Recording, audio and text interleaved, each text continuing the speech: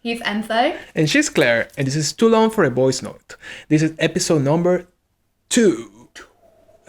Hi, Claire. Hello, Enzo. How are you, Claire? It's a long time we don't see you. It's a lot of coffee today. Literally a lot of coffee. How you feeling? How's been the week? All good? It's good. It's cold here in It's London. cold. Yeah, this morning I woke up, it was like 1 degree and I wanted to like die a bit. It was like... Get over it. Yeah, literally get over it. Like, on. I will complain about this forever. I mean, you need to know that you kind of met me like during winter time. We but went that close. yeah, so this time you met me like, this is Enzo winter time. It's sometimes a bit annoying. I'll be complaining all the time. You really hate the cold. You will be like, oh, get over it. Move to another country, literally. Get out of here. Yeah, literally. Pack your But I'm bags. getting better, yeah. Literally getting better, so you're welcome. You met me in a really good moment. Yeah, but it is cold. It's definitely cold. It's like autumn. It's been an interesting week. So it's a bit cold but cool, but we have new mugs. Oh, Look at my this. goodness. Look at these mugs. What does your mug say, Claire? The planet needs you to give a shit. We like this, right? And we agree with this statement. And mine say, so- fabulous bitch. Well, we are cheers. Cheers. What tea are you drinking today? I'm drinking rooibos, I think. Rooibos. What tea do you put me here? Wouldn't you like to know? I don't know. Maybe this is a secret thing. Maybe this is alcohol. This is not tea, guys. We're not following you. This is alcohol. Yeah. Vodka. Like, not really. Oh my goodness. Maybe But next time we yeah, should drink vodka. I'm Who excited knows? for our podcast mug. Right? It's Next so we'll cool. have Yeah. merch, so, Nah, yeah. you know, Fred. so definitely. So, yeah, this is like episode number 2. How Episode number exciting. 2, how exciting. Yes. We hope you liked episode number 1. Yes, please. And we've been loving hearing all your feedback and everything. It really helps. Yeah. So please do carry on giving us any feedback. Thank you to all subscribers. We have like Yeah. 2, but thank you guys for following us. Thank you. Thank you, honestly. And no, thank you for No, yeah, everyone it's who's cool. taken the time to watch and share. Yeah, and any It means feedback a we lot. really appreciate it because we're in this stage Definitely. of learning and like Growing, growing. So developing. it's cool. So the first topic of the week is a surprise to me because it's Enzo. Enzo is bringing topic 1. So over to you. What are we going Yes. to talk about first? Okay, I want to talk to you about, like, I mean, it's something like maybe a lot of you have heard of something about it. It's about like Poland. Okay. You know, it's been like a little bit messy lately in Poland about the whole abortion law thing they want to change. There's a lot of things going on. It's like a huge protest in Poland.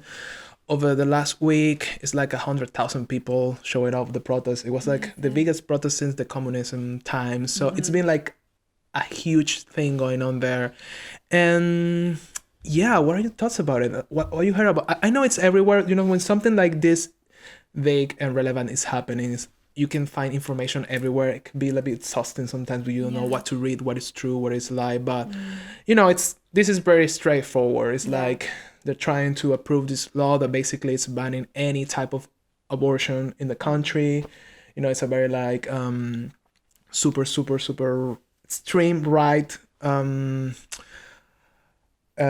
government. Yeah. So they're really like kind of close-minded and very backwards kind of thing. You know, it's like a thing in Poland. Poland has been fighting and dealing with this for a long time, but you can feel and you can realize there's people that want to push the change, and they're like, and it's more visible every single time. Like you can see it's getting bigger and bigger.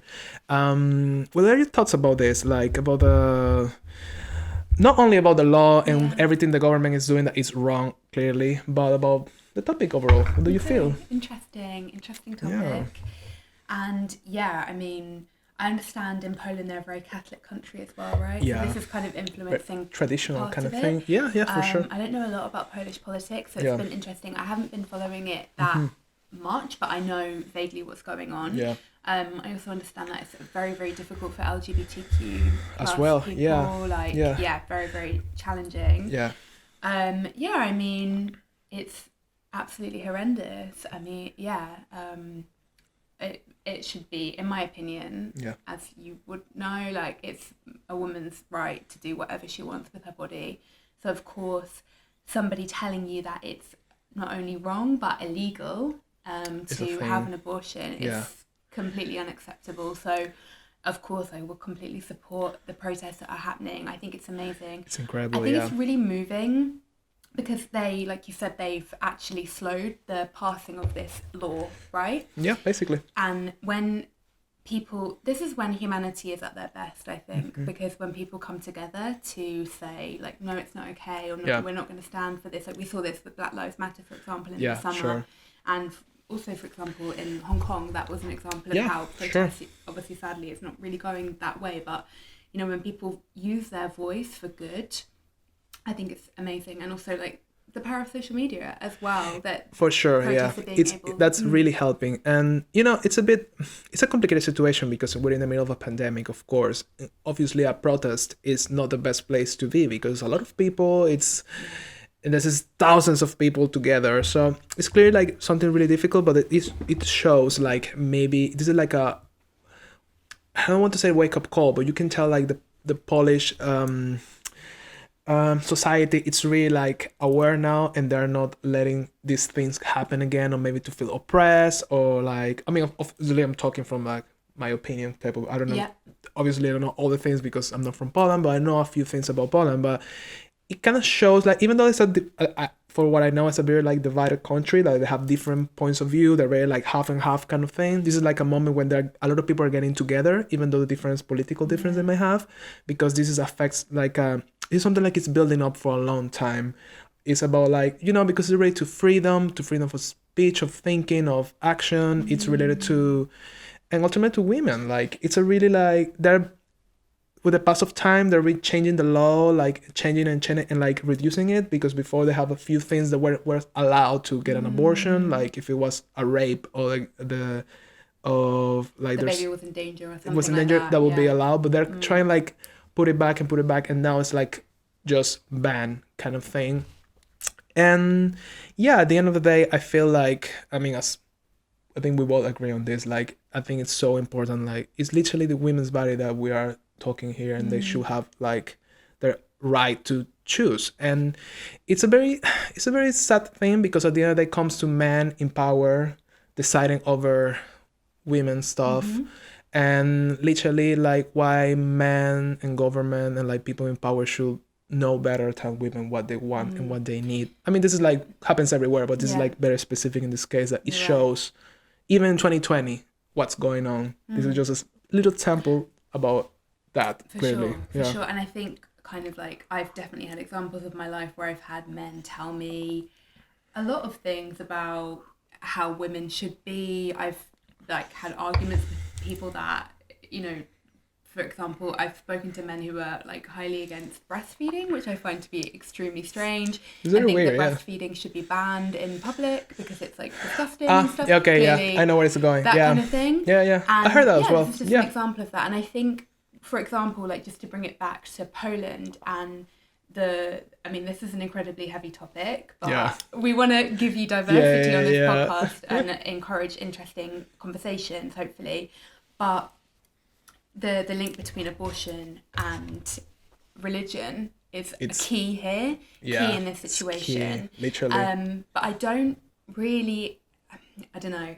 It's hard to talk about because I'm not religious. So I don't want to offend anybody by saying that, but I think it's wrong to use religion as an excuse for not allowing women to get abortions. And I think, if I'm being honest, I think that people use religion as an excuse a lot of times, and they just want control and power over women, or they have some deep moral obligation that's not really to do with religion.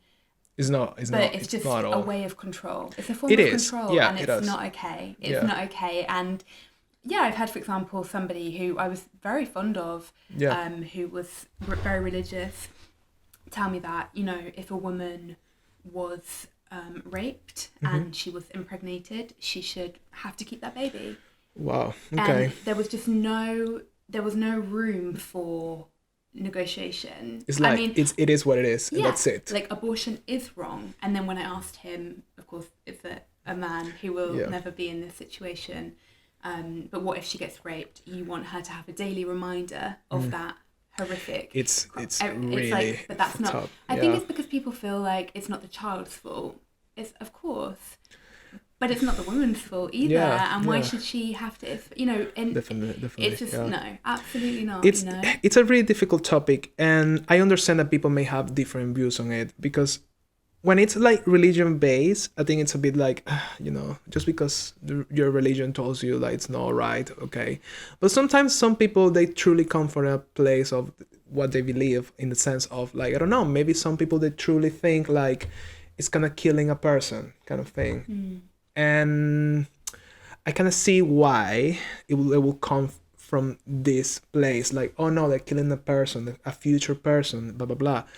But the point is that sometimes, I mean, there's a lot of people in the world that are just suffering because they don't want kids, like, parents that they just get pregnant and they just have the kid, and then they don't have security, they don't have love, they don't have everything, they have a horrible life. And I feel like if you're not in the conditions to have a kid, you definitely shouldn't have a kid, because it's like you're gonna probably provide a really bad life to a person.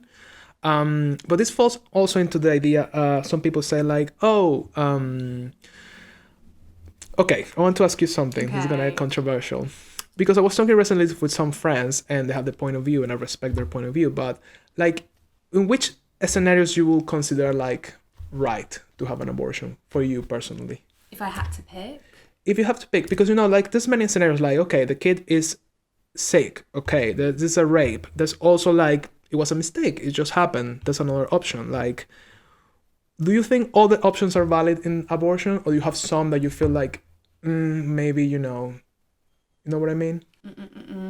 I know it's a bit tricky and it has very like different layers. I've never really thought of it, and it's a really good thing that you're asking me that question, because I think we have these views but we don't often question them all the time. Like, I've always just been pro-abortion, like not pro-abortion but pro-choice. Pro-choice, yeah, exactly. But no, for me, like, we have this conversation quite a lot because we're getting to an age where, well, I mean, like for me, like maybe thinking of, having children. I'm just about to enter my 30s, and lots of our friends are having children, etc. We talk about the responsibility of bringing a life into the world. Yeah, definitely. And really, given like the state of the world, given the state of the planet, it's really something that you should not do lightly.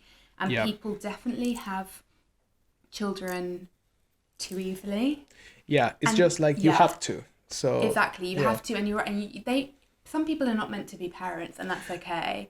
That's definitely okay. That's part of it, because I think as society, it's difficult for us to understand when somebody says or feels like, I don't feel like I'm made off to be a parent. That should be fine. But I think especially for women that feel like condemned, like every single woman should be a mother. That's their nature or their calling or whatever. But maybe you don't feel it, and that's fine. That's totally okay. And that's part of the problem as well. I think for women, and I get you, and I think it's bloody unfair for women, because ultimately as well, like, maybe most likely, I don't know, maybe this is making a generalization, but the woman is the one who's going to have to make that call about having an abortion, given the circumstances. I believe so as well.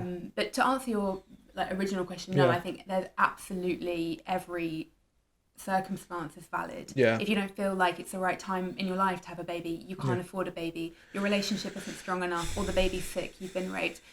Like, for me, we need to get to a place where a woman does not need to justify her desire for having an abortion. And you absolutely hit the nail on the head earlier when you said it's, for example, in Poland, like, it's men making these decisions. They're never going to know what that's like. I don't know what that's like yet. So it's sort of like, no, absolutely not. Definitely. Every decision is valid. I agree. The thing is, like, some people say, like, if it's in a really wrong kind of condition or moment, they say like, okay, it's fine. But then they say if it's just something that happened by mistake or something, you need to have the kid.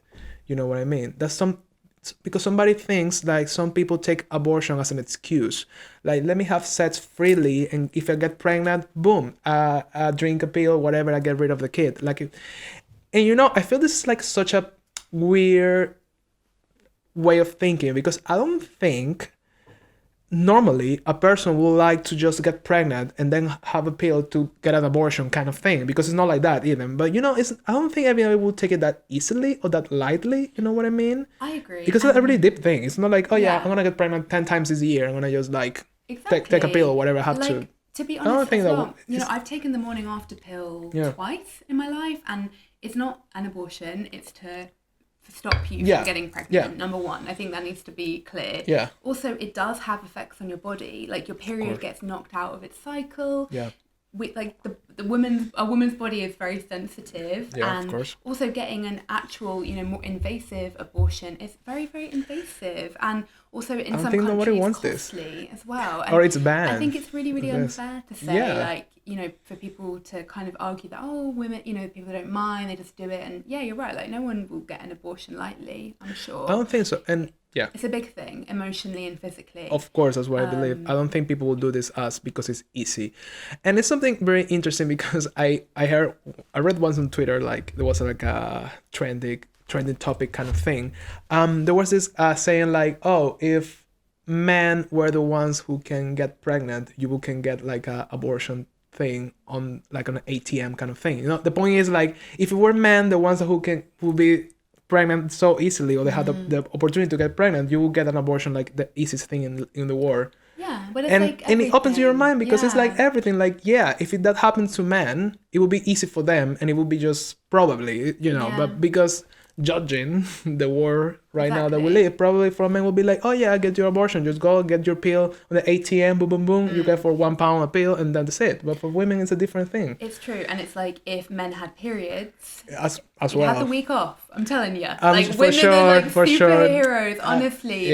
Like actually like a bit of your body is shedding. But I think this is like a bigger thing. Like if you can like if you don't really know how it is, you're never going to know. Like a man, you're never going to know what it's like to breastfeed a child. You're never going to have the fear of, or the you're never going to get pregnant, So you're incredibly unjudgmental about this, obviously. But for a man, it's not fair to place judgment and rules and laws to pass something that's never going to affect them. Well, I mean, we can talk about this like an hour because it's a really deep topic, and I think if we keep talking about more, we will nail different points that we can stand ourselves. But I think for a conclusion of this topic, I feel like it's really good what's happening in Poland, and I feel like there's a lot of things that are happening in Poland that are really like bad for LGBTQ equality, women, all of that. There's a lot of things happening now, and I feel like it's really good what's happening. Me too. It's like a change is kind of coming, hopefully,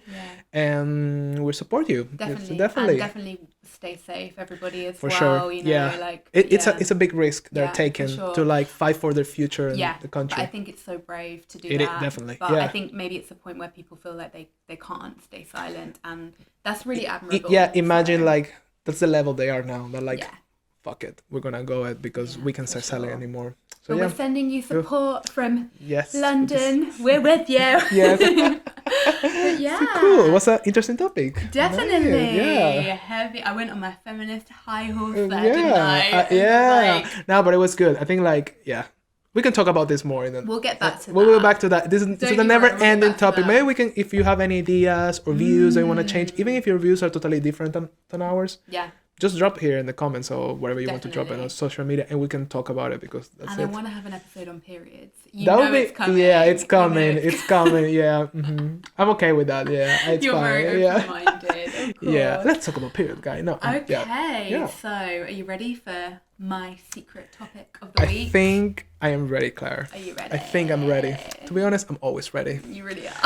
Not really, but no, I'm ready. Yeah, bring it. Okay, well, it's definitely a change of tone, but I watched a documentary last weekend. Yes. I know you've watched it as well, but we haven't discussed it yet. Yeah, okay. But it's called My Octopus Teacher. Oh, the Do you documentary. remember? Yeah. You remember it. So I watched it with my best friend. Yeah. Honourable mention this week. This is wins. Yeah. We need to have this moment in the future. Like, this is wins. You're gonna come like, hi. We need to plan this. Yeah. You're gonna be like, absolutely not. You and your podcast. Bye. Get out of my house. Yeah. So. But anyway, My Octopus Teacher. I keep wanting to call it My Life as an Octopus. But really? It could be. That's an alternate name. Cool. I'm going to tag you Netflix. Actually, it should be called My Life as an Octopus, but it's called My Octopus Teacher. Yeah. So for you guys who haven't maybe seen it, it's essentially about a man who is a filmmaker, right? Yeah, I get that from the explore his character more. I would love to hear your opinion. Yeah. But he goes through a very hard time, and he feels like he's very disconnected from nature.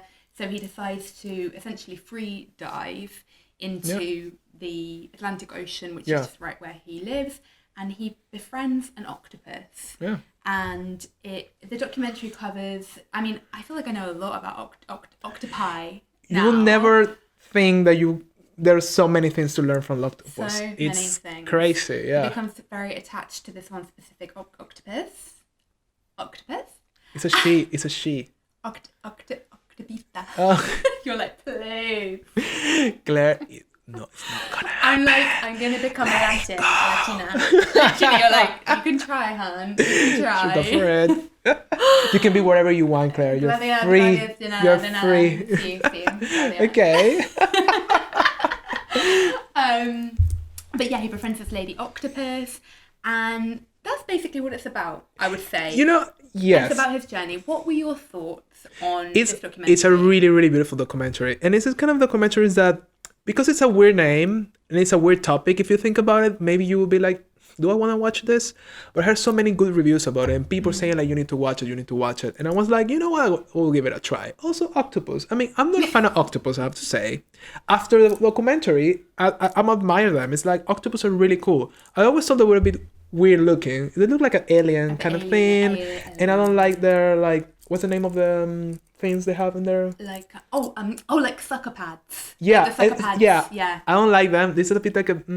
You're funny with texture, you know? Yeah. You have a thing about texture, I feel. Yeah, because when I think about it, it's like, it's a bit cringe. So funny. And that's why I don't eat them anyway. I don't like them. Yeah. After the documentary, I think I wouldn't even like less eating them, because it's like... Anyway. So yeah, I think it's a really beautiful and touching documentary in a weird way. Like, I got a bit emotional in a few times, unexpectedly. I was like, I think the way it's filmed and the way you see him getting attached. I mean, no spoilers. I mean, maybe spoilers. You can enjoy it in its own way. You can enjoy it, yeah. We don't want me to tell you the ending. Yeah. We won't tell you the ending, but anyway, like, you need to watch it to understand it, because we can talk about actually like watching it, like you will get into it properly. But it's really interesting when he gets attached to this octopus, and you learn so many, and he gets like so detailed about her, like the different texture, how her like color change, how she eats, how she moves. It's really, really interesting. And like, I think you don't have to be like a fan of like an octopus, or you don't have to be a fan of animals overall. Maybe you have to be. It's just like I feel what I take from the documentary is this connection, like human nature, that we're missing a lot in this, especially if we live, like for us that we live in a city, like we are so far away from like nature. Sometimes you forget that that's part of yourself. You're part of the nature at the end. We are like, we're alive, and we're not born with these buildings, you know what I mean? Yeah. We're one thing, but living in cities or separate ourselves so much from nature, we feel like it's something far away. And I think that made me reflect a lot on that, and how I miss to be like close to nature, and how we are at the end one. And I think that shows in the moment that this guy becomes like friends with the octopus kind of thing. Yeah. And like they get really attached, and then she recognizes him, and they have like a kind of relationship with like, it just shows you like that we're just all connected, and like how we need to be like definitely more present and more in touch with all of that. And for sure. Yeah, it really made me think a lot about it. Yeah, definitely. What do you like the most about it? Or what do you feel like it was like, wow? Do you have a moment that you were like...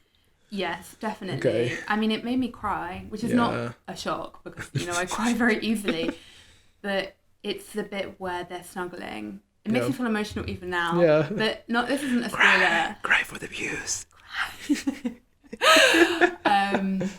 Yeah. The octopus recognizes him. That's crazy. And she swims, and she's like snuggling on his chest. I know. My goodness. Yeah, it's really sweet. It's so precious. And I think for me, it's sort of like, you know, as you may or may not have gathered by now, I'm a vegan. So, and the main reason I'm vegan is for the environment. But another big reason is I've always loved animals. This is a conversation that we've had before. But I remember I went vegetarian when I was younger, and I realised like it's not trying to be argumentative or anything like that. I just couldn't grasp the difference between my pet Labrador, my dog, who I loved so much, and a chicken. Like I didn't understand the difference. And so it just felt wrong to me. And I think it maybe brought me back to that like childlike state of, because of course like that's still such a big part of me. Like I'm hopefully always going to be vegan. I will always be vegetarian, but I aim to always be vegan. But it's that thing of like, of it, a creature that you like, you don't really think about octopi. They're away, and I think we have a very strange relationship with the ocean and creatures in the ocean, and the ocean is so vital for us. But it's scary, or we think, because with like other creatures we can see ourselves in them, especially dogs. They have these emotion-filled eyes. And even cows, I find that so strange as well, because cows are so like, you can see their soul in their eyes. I know what you Fish, mean. You can't really see their soul in their eyes. Which is understandable, because they're very different. They're really more different than us. And maybe that's why they're so distant and we can't connect with them, or like it's kind of like an alien, like etc. But the way that it's incredible. It maybe isn't emotion, or it's maybe not a connection, but it's what we would describe as an emotion or a connection that they had. Yes, and truly. That she was recognizing him, and she was safe. She felt safe enough. These creatures are very vigilant, kind of thing.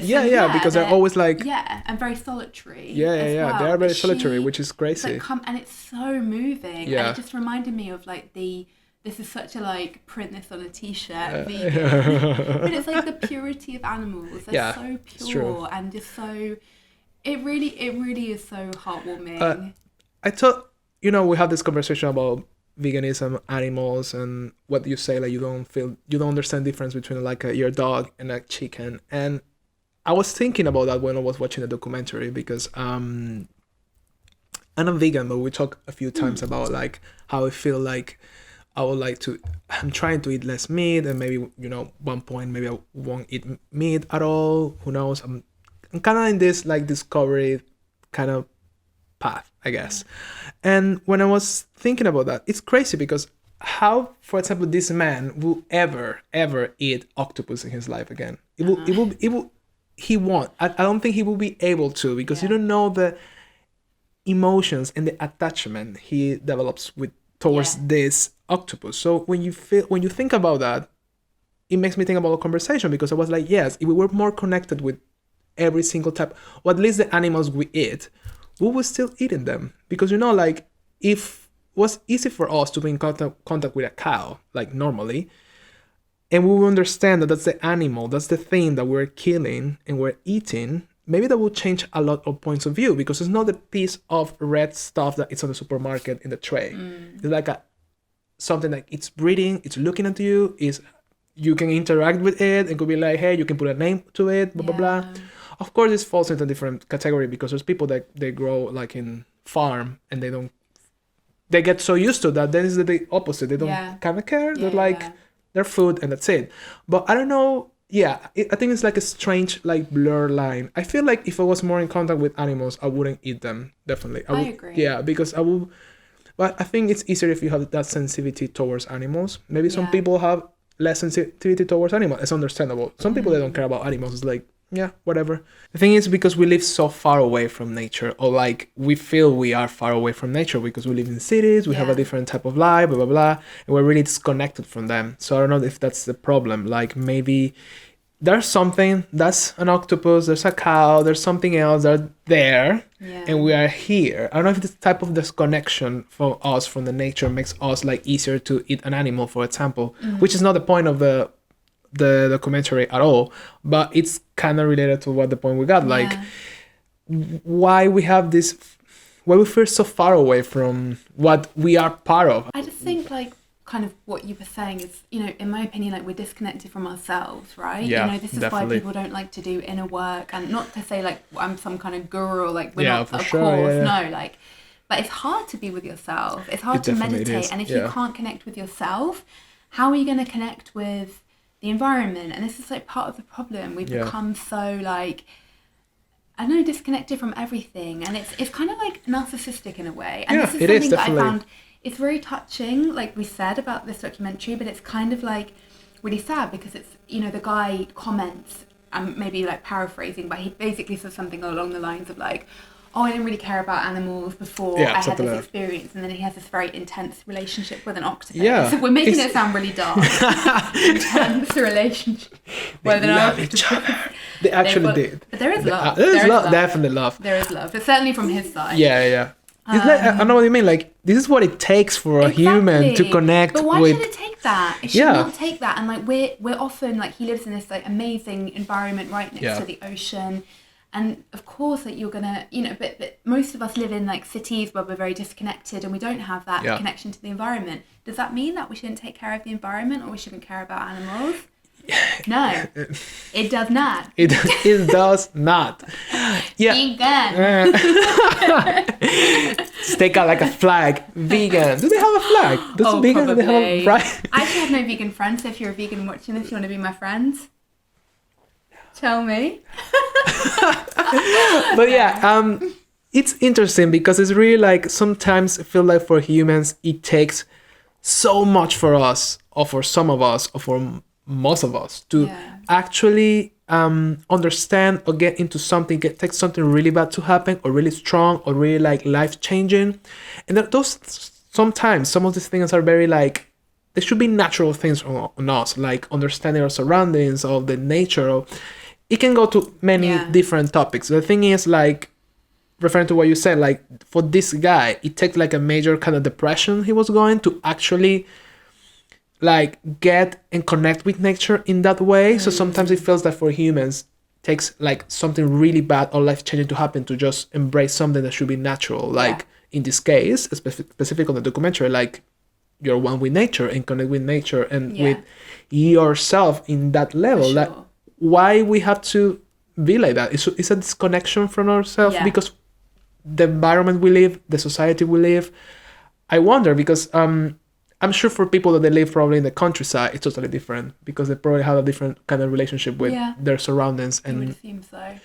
And I imagine it's like that. I mean, he's definitely going through something. He's an interesting character. He's really interesting. Yeah. I don't know what you kind of thought.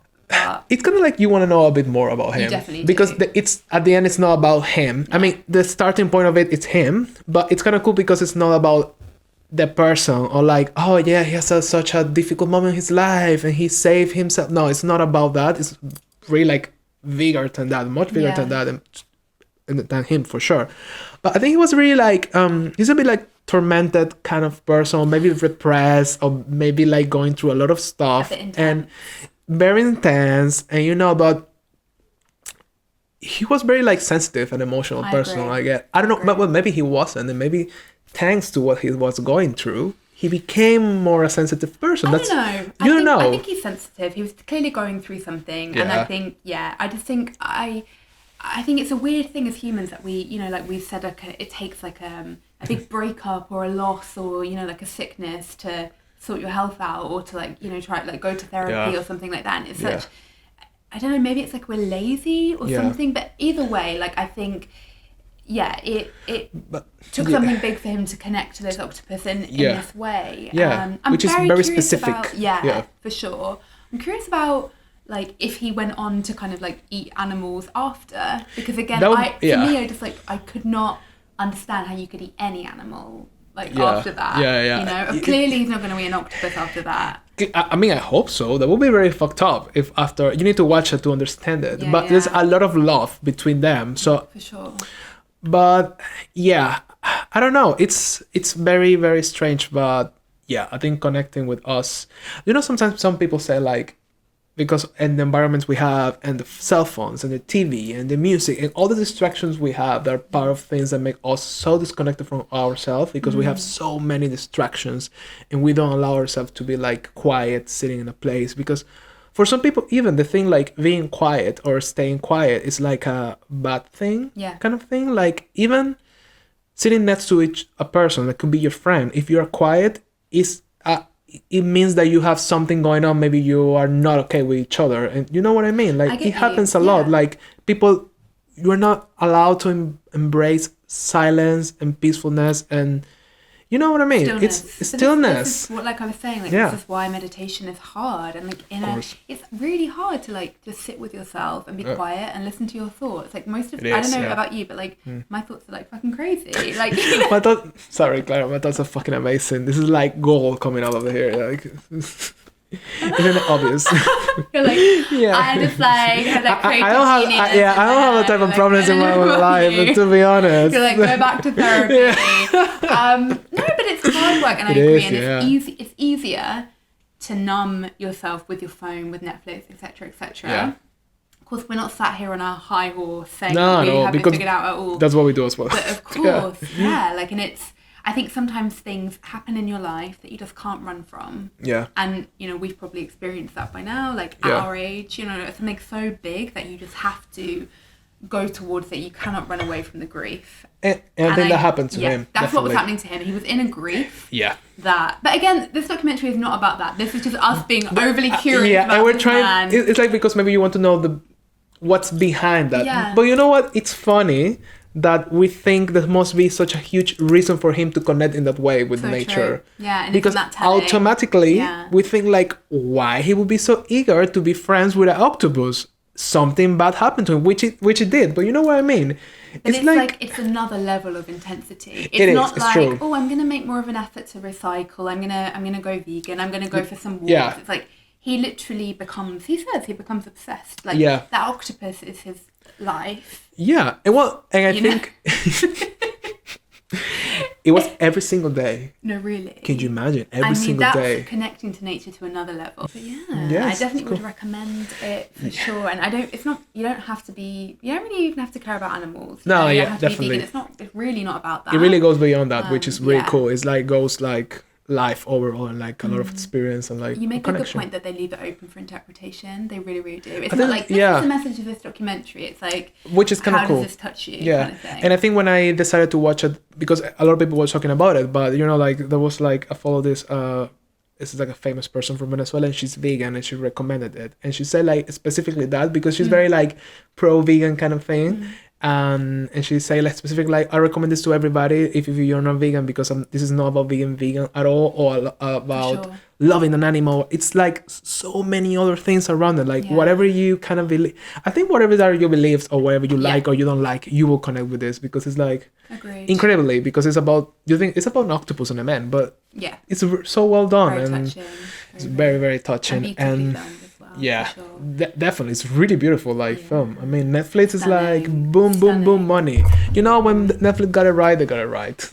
You know, I think that's everything on that topic and everything for this week. That was episode 2. Boom. Well done. That was a really cool topic today. They were like very, to be honest, we can talk about this like probably want to talk more about this in the future, but this is like really like long topics that have a lot of different like points of view for sure and layers, so that's cool. Please do, as always, leave us a comment and let us know your feedback. As always, check our Instagram, please. Though we have the Instagram account, we're making it very pretty for you. We have a lot of extra like I think fun stuff. It's on the Instagram account, like bloopers and funny things and crazy bonus content. Get and to know us better, you know, that kind of stuff. And you know, like you have to do whatever you have to do, which is Claire. This is your mom. And are you ready? This is like subscribe, comment, and keep us up on the algorithm. Devolve. I'll remind you every week. So forever. Ever. Thank you to everybody who has subscribed so far. Thank you. We have like 2 subscribers, but we love you. I think I'm one of them. He's the other one. But we're really grateful for all of it, you know. Thank you to everybody who's watched so far. Thank you very much. Appreciate it. We really enjoy this, and it's cool to like have this thing to share, and it's creative outlet and conversations are really important. Really important. Whatever you think and whatever you feel. So thank you so much, guys, and see you on episode number 3. See you soon, very soon. Bye.